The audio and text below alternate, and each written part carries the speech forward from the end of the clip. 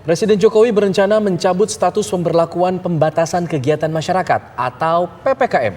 Padahal ancaman mutasi virus masih mungkin terjadi. Bagaimana dengan penanganan COVID-19 jika PPKM benar-benar dicabut?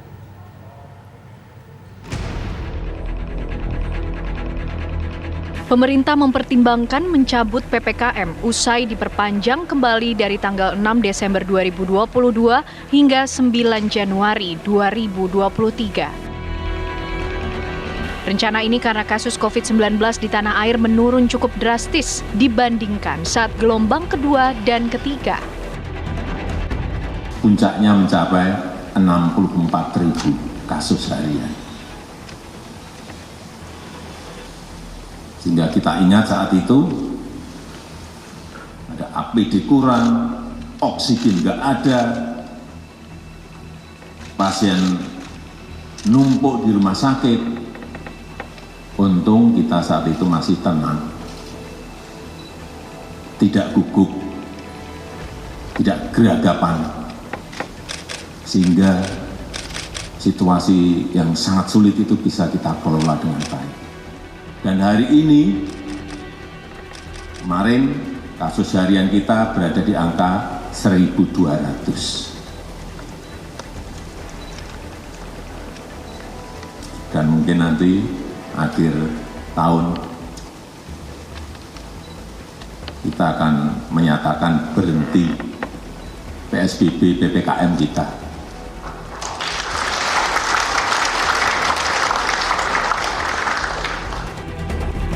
Satgas COVID-19 menyatakan penanganan pasien akan tetap jalan meski PPKM dicabut.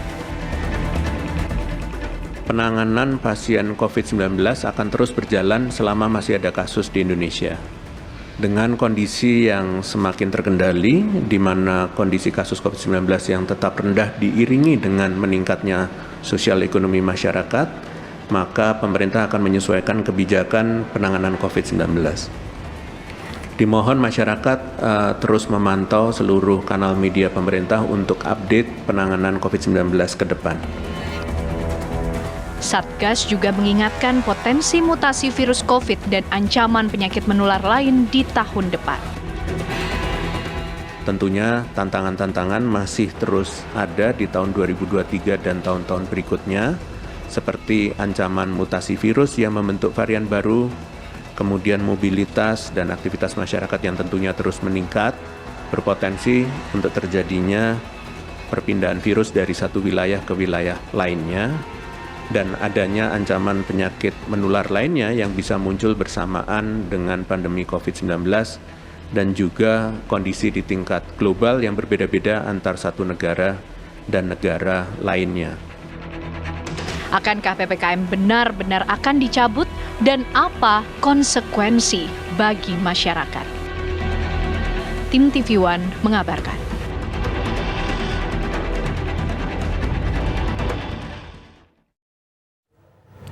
Ya pemirsa, saat ini muncul pertanyaan, apakah PPKM ini masih relevan jika pemerintah benar-benar akan mencabut PPKM, lalu bagaimana masyarakat harus bersiap? Ya, kita akan membahasnya bersama dengan Ketua Bidang Komunikasi Publik Satgas Penanganan COVID-19, Heri Trianto, dan juga ada epidemiolog Pandu Riono. Selamat petang Pak Heri, Pak Pandu. Selamat sore. Ya. Semoga semuanya dalam kondisi yang baik dan juga sehat. Saya awali mungkin ke Pak Heri terlebih dahulu, Pak. Ini tentunya pertimbangan untuk PPKM rencana dicabut bisa dibilang hal yang menggembirakan karena tentunya kita melihat kondisi COVID-19 di Indonesia memang sudah lebih menurun atau jauh lebih menurun. Tapi sebenarnya apa Pak dasar pertimbangan PPKM ini rencananya akan dicabut? Apakah memang sudah tidak relevan Pak? Iya, jadi kalau kita lihat evaluasi beberapa bulan terakhir ini sebenarnya kasus ini kan sempat dikhawatirkan tinggi tetapi ternyata tidak terbukti dan tingkat penularan harian juga sudah cukup rendah. Hari ini ada 538 penularan di mana 40%-nya berasal dari Jakarta. Jadi memang dibandingkan populasi masyarakat Indonesia, tingkat penularan 538 ini tentu saja cukup rendah. Kemudian yang kedua, PPKM ini sebenarnya sudah direlaksasi cukup lama ya pada level yang maksimal dan sebenarnya sebelum KTT G20 hal ini juga sudah diwacanakan kemudian tertunda. Tetapi harus tetap diingat pencabutan PPKM ini tidak berarti atau otomatis mencabut kedaruratan penanganan COVID-19. Jadi memang ada kemudian beberapa hal yang harus diperhatikan masyarakat dan juga disiapkan regulasinya oleh pemerintah bagaimana kemudian kita hidup berdampingan dengan COVID ini, terutama menempatkan masyarakat sebagai subjek penanggulangan COVID untuk tetap patuh dan disiplin dengan protokol kesehatan, selain memastikan mereka sudah terlindungi dengan vaksin booster. Oke, angkanya sudah rendah, tapi kemudian diinformasikan oleh pemerintah masih ada ancaman varian baru nih, yang kemungkinan bisa saja terjadi di Indonesia. Pak Pandu, pandangannya seperti apa dengan adanya ancaman varian baru seperti yang diinformasikan pemerintah dan juga masih tingkat fatalitasnya mungkin tadi bisa diinformasikan oleh Mas Heri, mungkin seperti apa fatalitasnya dengan angka yang tadi sedemikian rendah, tapi pandangan dari epidemiolog seperti apa? Ya, jadi pandangan kami adalah sebenarnya PPKM pembatasan kegiatan masyarakat itu adalah kebijakan ketika kita tidak mempunyai intervensi lain, ya, ketika virus terus beredar. Memang kita menghadapi pandemi dari virus yang selalu bermutasi. Mutasi akan selalu terus terjadi. Ya, kita ternyata setelah kita mempunyai program vaksinasi yang cakupannya cukup tinggi dan cukup bagus, hampir 70% penduduk Indonesia dewasa itu sudah dapat vaksinasi dosis lengkap dan kemudian dilanjutkan dosis untuk booster pertama dan sekarang sudah kebijakan booster kedua. Jadi kalau kita sudah mempunyai intervensi lain, jadi PPKM itu tidak relevan lagi. Karena andalan kita adalah imunitas penduduk. Dan hasil dari Sero Survei pada bulan Juli 2022, itu 98% penduduk Indonesia itu sudah mempunyai kekebalan. Dan yang mempunyai kekebalan yang terbaik adalah mereka yang sudah di booster. Karena itulah kalau PPKM sudah akan dicabut, maka fokus perhatian kita hanya pada dua, yaitu meningkatkan vaksinasi booster dan tetap mengedukasi masyarakat untuk tetap menjaga prokes. Sehingga kita tidak perlu lagi cemas, bisa lebih beraktivitas lebih giat, lebih merata karena kita harus memulihkan semua kehidupan yang selama ini terganggu karena adanya pandemi. Oke, tadi belum disampaikan juga oleh Mas Heri mengenai fatalitasnya di tengah angka yang tadi diinformasikan cukup rendah, 500-an kasus, tapi tingkat fatalitasnya seperti apa saat ini, Mas Heri? Ya, kalau hari ini ada 13 kematian ya, dari 538 kasus yang ditemukan. Tentu ini seberapapun jumlah kematian harus menjadi perhatian dan kita memastikan ini di rentan usia berapa sih mereka meninggal, dan memang kita lihat kalau data statistiknya sebagian besar mereka adalah kelompok rentan ya, terutama di lansia yang belum mendapatkan vaksinasi booster gitu, atau mereka yang memiliki penyakit komorbid. Tentu saja ini jika data ini secara konsisten ya kita dapatkan, tentu akan memudahkan kita juga untuk melakukan mitigasi. Dan seperti disampaikan Pak Pandu tadi, fokus kita adalah bagaimana memperbesar cakupan vaksinasi, terutama dari kelompok-kelompok rentan ini maupun lansia. Yang kemudian yang kedua adalah bagaimana protokol kesehatan itu tetap dijalankan.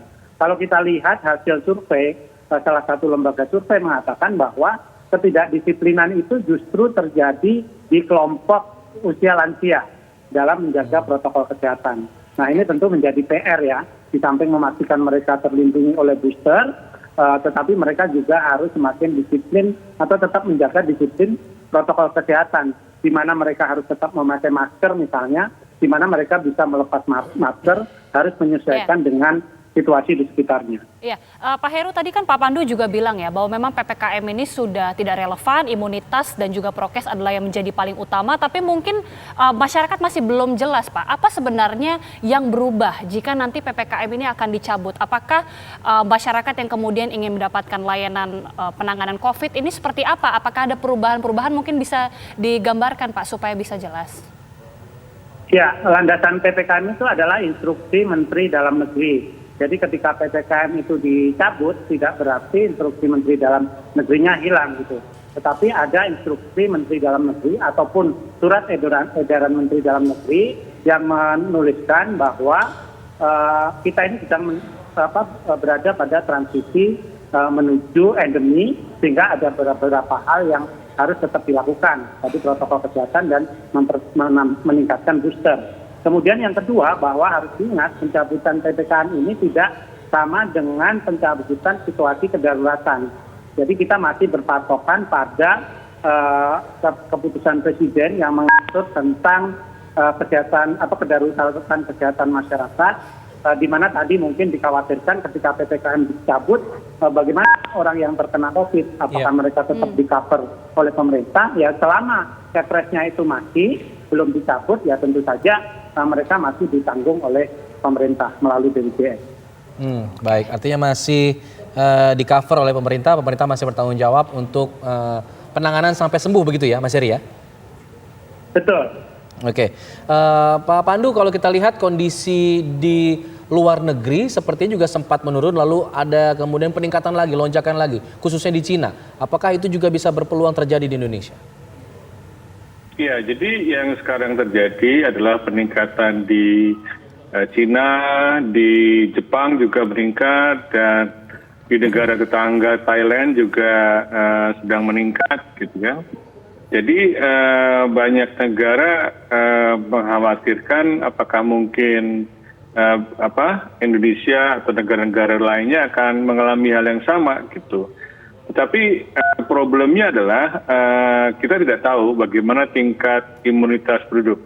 Kalau di Cina itu cakupan vaksinasi pada kelompok lansianya tidak terlalu tinggi, dan kemudian sebelumnya mereka mempunyai kebijakan zero COVID, sehingga penduduk tidak mendapat kesempatan untuk juga kemungkinan sebagian mendapatkan infeksi alamiah, gitu ya, sehingga ketika dilepas, tidak ada pelonggarannya dibuka luas, terjadilah peningkatan yang cukup tinggi. Tapi sekarang sudah terjadi penurunan. Jadi memang kuncinya dalam menghadapi pandemi ini adalah mempertahankan tingkat imunitas penduduk dan juga mengedukasi penduduk supaya tetap prokes. Jadi secara bertahap, kalau kita berani untuk mencabut PPKM, sebenarnya kita menggeser tanggung jawab pemerintah secara bertahap, di mana partisipasi masyarakat harus lebih tinggi untuk menjaga kesehatannya dan untuk juga mencegah penularan, walaupun tidak dilepas sama sekali oleh pemerintah. Sehingga dengan demikian nanti ketika betul-betul mencabut respon darurat itu, di mana semua kebijakan tidak lagi gratis seperti sekarang, itu kita sudah lebih baik, sehingga tidak perlu dicemaskan. Karena tahapan-tahapan ini sangat penting. Dan sebenarnya selama ini secara fakta tidak ada lagi PPKM. Kita lihat di mana-mana tidak ada lagi pembatasan kegiatan masyarakat. Tidak ada lagi pembatasan untuk kegiatan Natal dan Tahun Baru. Banyak sekali kegiatan-kegiatan di mana pembatasan seperti kerumunan atau perjalanan tidak lagi diberlakukan. Ini sebenarnya pencabutan PPKM itu hanya pencabutan secara resmi saja.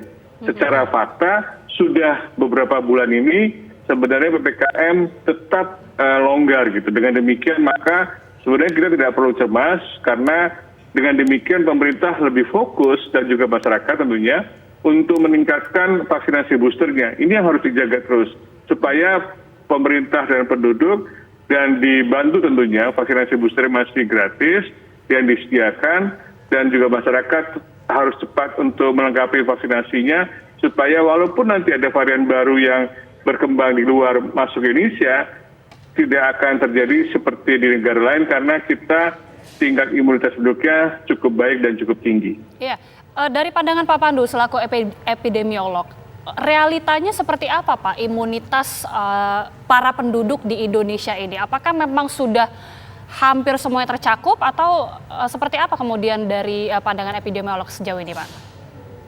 Ya, jadi imunitas kita nanti kita akan melakukan survei lagi pada bulan Januari, mengukur bagaimana tingkat imunitas penduduk setelah 6 bulan itu, apakah terjadi penurunan tidak. Tetapi pada waktu bulan Juli itu cukup tinggi, hampir 100%, 98% sudah mempunyai kekebalan. Dan tentu ini adalah penduduk dewasa. Kita masih punya segmen masyarakat, yaitu anak yang masih belum ada tersedia vaksinasinya. Kita harus mencari atau mengizinkan atau mencari jenis vaksin yang juga dipakai untuk melindungi masyarakat. Tetapi sebenarnya fokus perhatian kita dalam pandemi ini adalah kelompok yang paling berisiko. Siapa mereka yang paling berisiko? Adalah kelompok usia 60 tahun ke atas. Makanya kemarin Pak Jokowi yang usianya sudah 60 tahun ke atas bersedia divaksinasi booster kedua dengan vaksinasi vaksin jenis vaksin yang diproduksi dalam negeri. Ini suatu inisiatif yang bagus sekali bahwa kita akhirnya bisa mempunyai vaksin yang dibuat oleh Indonesia dan cukup efektif untuk kita mempertahankan tingkat imunitas penduduk. Jadi kuncinya adalah meningkatkan booster. Di negara-negara yang tinggi tadi itu adalah boosternya terlambat sehingga lebih cepat mutasinya, padahal boosternya belum cukup baik untuk melindunginya sehingga terjadi peningkatan yang cukup tinggi. Ini yang menurut saya kita harus belajar dari pengalaman negara lain supaya segera memfokuskan meningkatkan vaksinasi booster. Mas Heri, dengan tingkat vaksinasi booster yang saat ini tadi dikatakan Pak Pandu baru 70-an%, apakah pemerintah punya tenggat waktu atau target kapan herd immunity ini akan bisa tercapai? Ya, kalau bulan Juli dengan hampir 100% sebenarnya bisa dikatakan sudah herd immunity ya, dan tadi bagaimana disampaikan Pak Pandu bahwa bulan Januari akan dilakukan lagi serosurvei oleh Kementerian Kesehatan untuk kerjasama dengan tempat Pak Pandu mengajar ya di Universitas Indonesia. Jadi rasanya kita akan tunggu hasilnya dan kita sih berharap bahwa tingkat imunitas kita itu masih bertahan karena pada periode 6 bulan terakhir ini kan juga vaksinasi juga sudah dilakukan dan selain kemudian secara mendapatkan imunitas buatan, sebagian dari kita mungkin ada yang juga tertular yang akhirnya juga memiliki imunitas. Jadi banyak kasus warga itu tertular dengan gejala yang ringan gitu ya, hanya tenggorokannya sakit, hanya batuk kayak gitu, kemudian pulih dengan sendirinya dengan gejala-gejala ringan, otomatis itu juga akan menciptakan imunitas alami dari mereka yang tertular tadi dengan gejala-gejala ringan.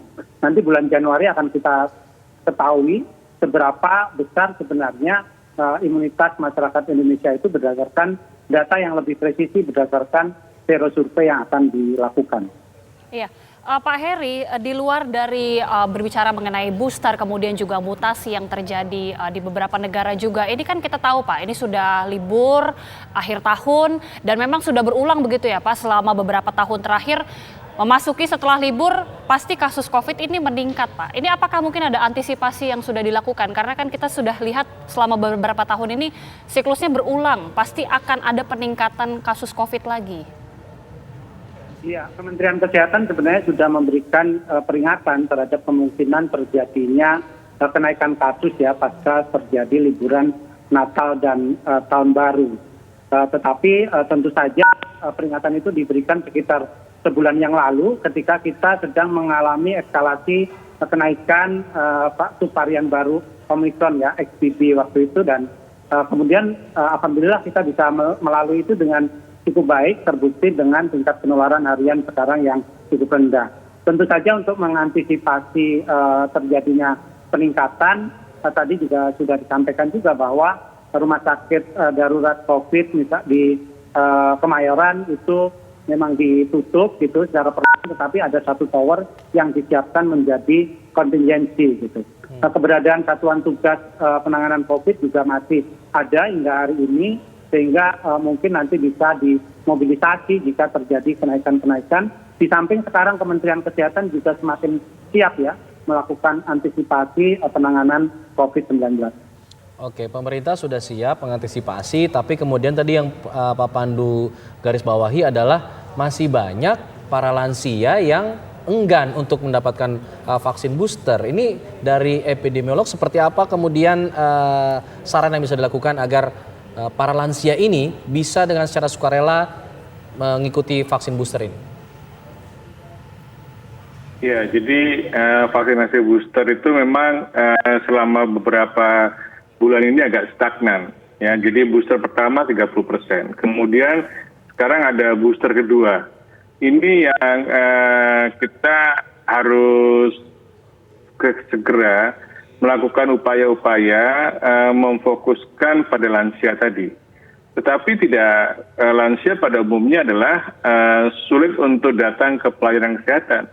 Ya, karena keterbatasan mungkin sebagian jauh dari rumah ke tempat pelayanan kesehatan, sehingga yang paling baik adalah pelayanan yang harus mendekati atau menjemput lansia. Seperti dulu pernah banyak organisasi masyarakat yang membantu lansia untuk mengantarkan ke tempat pelayanan. Ini yang selama beberapa bulan ini kegiatan inisiatif untuk menjemput atau memudahkan lansia untuk akses pelayanan kesehatan itu kelihatannya menurun. Nah, ini yang menurut saya nanti Pak Heri mungkin harus mulai memobilisasi lagi supaya teman-teman membantu kelompok lansia untuk segera mendapatkan vaksinasi dengan mempermudah akses terhadap pelayanan vaksinasi.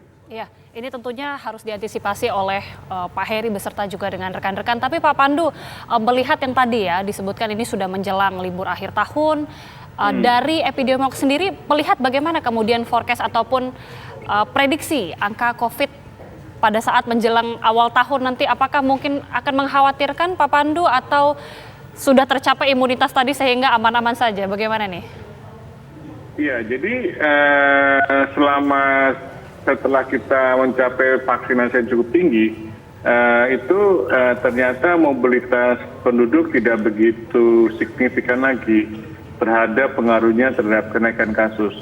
Yang lebih signifikan adalah munculnya varian baru yang lebih mudah menular dan lebih mempunyai sifat bisa menghindari dari imunitas tadi. Dia bisa